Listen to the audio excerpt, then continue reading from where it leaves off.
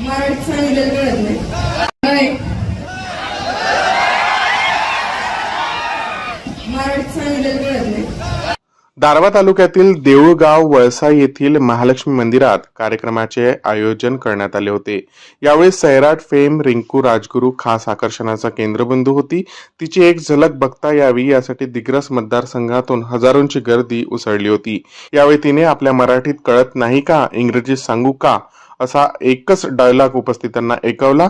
त्यालाही तरुणांनी उत्स्फूर्त प्रतिसाद दिला. सगळ्यांनी ऐकतोय ना, त्याच्यामुळे मला खूप बरं वाटतंय.